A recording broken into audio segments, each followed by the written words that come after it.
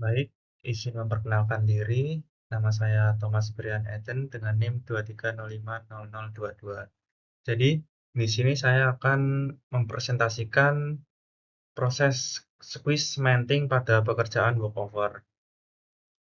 Yang pertama, ada definisi.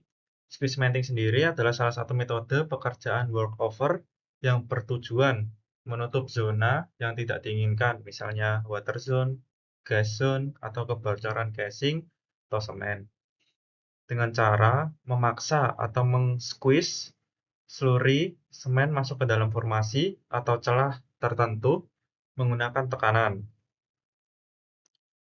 Tujuannya sendiri untuk mengisolasi zona bermasalah dengan memaksa semen menutup jalur fluida yang tidak diinginkan demi menjaga integritas dan kinerja sumur. Berbeda dengan summary cementing, squeeze cementing ini bersifat remedial atau yang dikenal perbaikan. Jadi, pertama-tama itu pada saat pengeboran dilakukan primary cementing. Nah, ketika pada saat primary cementing ada bermasalah, itu dilakukan perbaikan atau squeeze cementing. Jadi, ketika ada rongga dalam penyemanan, mungkin pada saat primary cementing tidak sempurna, itu dilakukan metode squeeze cementing tersebut. Nah, di sini ada proses-proses dalam squeeze cementing. Yang pertama, mengidentifikasi zona target. Kenapa sih kok diidentifikasi terlebih dahulu?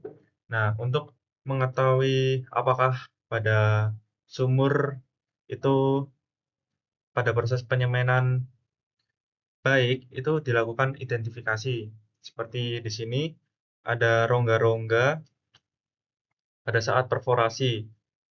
Nah, atau ini bisa ditutup dengan menggunakan squeeze cementing ini.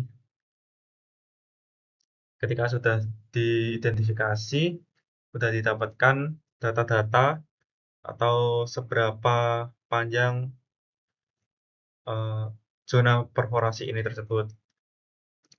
Nah, biasanya tuh penyebab primary cementing tidak sempurna, setahu saya antara lain ada rongga-rongga pada saat penyemanan itu ada rongga-rongga seperti gas atau gelembung. Jadi tidak tertutup secara sempurna pada saat penyemanan dan juga ada retakan-retakan kecil begitu. Next, ketika sudah diidentifikasi, selanjutnya mengisolasi zona dengan packer. Pada saat akan disemen itu dibatasi dengan packer agar saat penyemanan ini bisa on point pada zona yang akan disemen. Contoh kayak di sini, ini dikasih packer agar pas dan tidak membuang-buang bahan-bahan semen. Next. Nah, selanjutnya melakukan injectivity test. Biasanya melakukan injectivity test itu bisa berupa dengan air. Nah, untuk kenapa sih kok melakukan injectivity test itu untuk mengetahui seberapa besar volume yang dibutuhkan untuk melakukan penyemanan atau mengetahui seberapa mampu sumur untuk menahan tekanan. Kalau misal tidak dites nanti ketika penyemanan dan terjadi tekanan yang over, maka formasi dalam sumur akan runtuh. Nanti bisa terjadi loss. Nah, untuk selanjutnya itu mixing slurry semen. Ketika sudah mendapatkan data-data yang digunakan untuk agar tekanan tidak terlalu besar dan sumur tidak runtuh, itu dilakukan mixing slurry semen. Di situ semen akan diolah atau dibuat sesuai dengan kapasitas atau spek dalam sumur agar sesuai dan tidak terlalu over. Oke, untuk prosesnya sendiri, yang pertama itu menginjeksikan water ahead melalui tubing masuk ke sumur. Nah, diikuti oleh slurry semen di belakangnya. Slurry semen. Nah, lalu di belakangnya lagi water behind. Nah, terus water ahead ini akan masuk melalui anulus sampai slurry semen ini ke zona yang akan menutupi rongga-rongga atau perforasi tersebut. Nah, bagaimana kita tahu agar slurry semen telah menutup zona perforasi, yaitu dengan melihat ini di batas water behind dengan water ahead. Ini ketika sudah setara, maka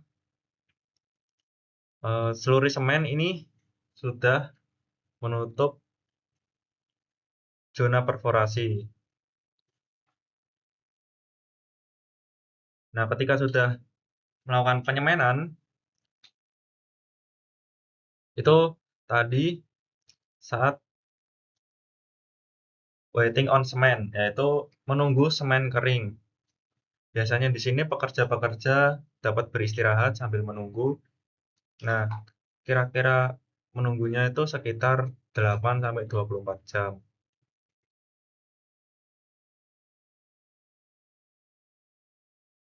Nah, untuk selanjutnya, tadi sebelum BOC itu di-press dulu.